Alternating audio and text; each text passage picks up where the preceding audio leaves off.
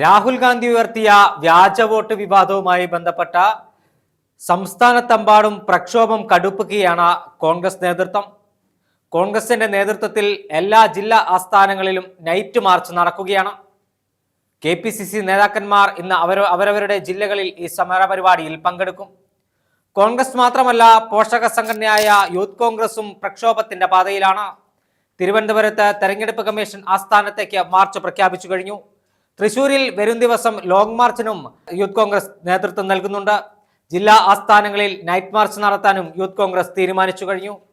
ശക്തമായ പ്രതിരോധ പ്രവർത്തനങ്ങൾ ആരംഭിക്കാനാണ് യുവജന സംഘടനയുടെ തീരുമാനം. നരേന്ദ്രമോദി സർക്കാരിന്റെയും BJPയുടെയും സംഘപരിവാറിന്റെയും വോട്ടുകൊള്ളക്കെതിരെ രാജ്യവ്യാപകമായി പോരാട്ടം രാഹുൽ ഗാന്ധി നടത്തുകയാണ്. ബീഹാറിൽ 17 ദിവസം നീണ്ടു നിൽക്കുന്ന പദയാത്രയാണ് രാഹുൽ ഗാന്ധിയുടെ നേതൃത്വത്തിൽ നടക്കുന്നത്. ബീഹാറിൽ മാത്രമല്ല, രാജ്യതലസ്ഥാനമായ ഡൽഹിയെ സ്തംഭിപ്പിക്കുന്ന തരത്തിലുള്ള പ്രക്ഷോഭങ്ങൾക്കാണ് ഇന്ത്യ മുന്നണി നേതൃത്വം നൽകുന്നത്. കർണാടകയിൽ 1 ലക്ഷം കോൺഗ്രസ് പ്രവർത്തകരെ അണിനിരത്തിക്കൊണ്ടാണ് മുഖ്യമന്ത്രി സിദ്ധരാമയ്യയുടെയും ഉപമുഖ്യമന്ത്രിയും PCC അധ്യക്ഷനുമായ DK ശിവകുമാറിന്റെയും നേതൃത്വത്തിൽ തെരഞ്ഞെടുപ്പ് കമ്മീഷൻ ആസ്ഥാനത്തേക്ക് മാർച്ച് നടത്തിയത്. തെലങ്കാനയിൽ സമരത്തിന്റെ നേതൃത്വം മുഖ്യമന്ത്രി രേവന്ത് റെഡ്ഡിക്കാണ്. രേവന്ത് റെഡ്ഡിയുടെ നേതൃത്വത്തിൽ മന്ത്രിമാരും MLA-മാരും കോൺഗ്രസ് പ്രവർത്തകരും തെരഞ്ഞെടുപ്പ് കമ്മീഷൻ ആസ്ഥാനത്തേക്ക് മാർച്ച് നടത്തി കഴിഞ്ഞു.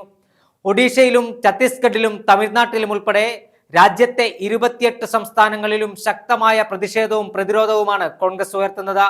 കാശ്മീർ മുതൽ കന്യാകുമാരി വരെ, ലഡാക്ക് മുതൽ ലക്ഷദ്വീപ് വരെ, നാഗപ്പൂർ മുതൽ നാഗാലാൻഡ് വരെ വ്യാപിച്ചു കിടക്കുന്ന ഇന്ത്യയുടെ മുക്കിലും മൂലയിലും നരേന്ദ്രമോദി സർക്കാരിന്റെ ഈ വോട്ട് കൊള്ളക്കെതിരെ, സംഘപരിവാറിന്റെ കള്ളവോട്ടുകൾക്കെതിരെ ശക്തമായ പ്രതിരോധം ഉയർത്താൻ തന്നെയാണ് കോൺഗ്രസിന്റെ തീരുമാനം. നേരത്തെ കണ്ട കോൺഗ്രസ് അല്ല ഇപ്പോഴുള്ളത്. രാഹുൽ ഗാന്ധിയുടെ 1.25 മണിക്കൂറോളം നീണ്ട വാർത്താ സമ്മേളനത്തിൽ നിന്ന് വലിയ ഊർജമാണ് കോൺഗ്രസ് അടക്കമുള്ള രാജ്യത്തെ പ്രമുഖ പ്രതിപക്ഷ പാർട്ടികൾക്ക് ലഭിച്ചിട്ടുള്ളത്. കോൺഗ്രസ് ഒറ്റയ്ക്കല്ല സമരരംഗത്തുള്ളത്. ഇന്ത്യ മുന്നണിയിലെ മുഴുവൻ പാർട്ടികളും അവരവരുടെ ശക്തി കേന്ദ്രങ്ങളിൽ ശക്തമായ പ്രതിഷേധമാണ് ഉയർത്തുന്നത്. ഉത്തർപ്രദേശിൽ മുലായം സിംഗ് യാദവിന്റെ സമാജ്വാദി പാർട്ടിയാണ് പ്രക്ഷോഭത്തിന്റെ മുൻനിരയിലെങ്കിൽ ബീഹാറിലേക്ക് എത്തുമ്പോൾ തേജസ്വി യാദവും RJDയും ആ പ്രതിഷേധം ഏറ്റെടുക്കുകയാണ്. ബംഗാളിൽ മമതാ ബാനർജി സമരത്തിന് നേതൃത്വം നൽകുന്നു. തമിഴ്നാട്ടിൽ DMKയുടെ നേതൃത്വത്തിൽ സമരം നടക്കുന്നു. ഇങ്ങനെ വ്യത്യസ്തമായ സംസ്ഥാനങ്ങളിൽ പ്രാദേശിക പാർട്ടികൾക്ക് അവരവരുടെ ശക്തി കേന്ദ്രങ്ങളിൽ ശക്തമായ പ്രതിഷേധമാണ് ഉയർത്തുന്നത്. എന്നാൽ വിരോധാഭാസം എന്താണെന്ന് വെച്ചാൽ, ശക്തമായ പ്രതിഷേധം കേന്ദ്ര തെരഞ്ഞെടുപ്പ് കമ്മീഷനും കേന്ദ്ര സർക്കാരിനും BJPക്കുമെതിരെ ഉയരുമ്പോഴും BJP നേതാക്കന്മാർ ഇപ്പോഴും മൗനത്തിലാണ്.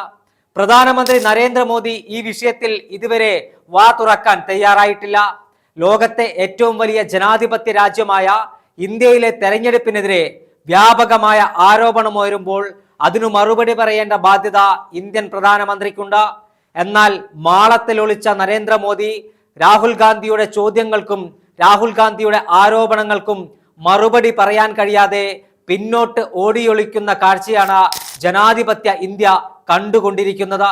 നമ്മുടെ രാജ്യത്തിന്റെ ജനാധിപത്യത്തെ കാറ്റിൽ പറത്തി തെരഞ്ഞെടുപ്പുകൾ അട്ടിമറിച്ച ഒരു രാജ്യത്തെ അധികാരം പിടിച്ചെടുക്കുകയാണ് സംഘപരിവാർ എന്ന് രാഹുൽ ഗാന്ധി നാഴികയ്ക്ക് 40 വട്ടം പറയുകയാണ്.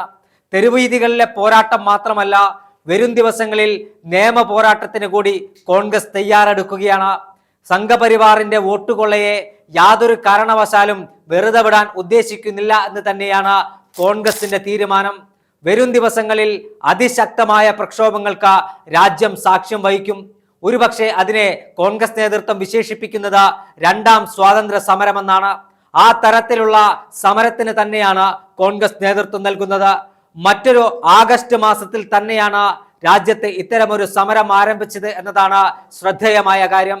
1947 ആഗസ്റ്റ് 14 അർദ്ധരാത്രിയിൽ സ്വാതന്ത്ര്യം ലഭിച്ച ഇന്ത്യക്ക് മറ്റൊരു 2ാം സ്വാതന്ത്ര്യ സമരമെന്ന് അനൗദ്യോഗികമായി കോൺഗ്രസ് വിശേഷിപ്പിക്കുന്ന ഈ വോട്ടുകൊള്ളക്കെതിരായ സമരത്തിന് കോൺഗ്രസ് തുടക്കം കുറിച്ചു കഴിഞ്ഞു. വരും ദിവസങ്ങളിൽ രാജ്യത്തെ 28 സംസ്ഥാനങ്ങളുടെ തെരുവുകളും പ്രക്ഷുബ്ധമാകും. കേന്ദ്രഭരണ പ്രദേശങ്ങളിലും കോൺഗ്രസ് സമരം വ്യാപിപ്പിക്കും. ഈ സമരത്തിൽ കോൺഗ്രസ് തനിച്ചല്ല. ജനാധിപത്യത്തിൽ വിശ്വസിക്കുന്ന, ഇന്ത്യയിലെ ജനാധിപത്യം മരിക്കരുതെന്ന് ആഗ്രഹിക്കുന്ന മുഴുവൻ രാഷ്ട്രീയ പാർട്ടികളും ഒറ്റക്കെട്ടായി രാഹുൽ ഗാന്ധിക്കും കോൺഗ്രസിനും പിന്നിൽ അണിനിരക്കുന്ന കാഴ്ചയാണ് നമ്മൾ കാണുന്നത്.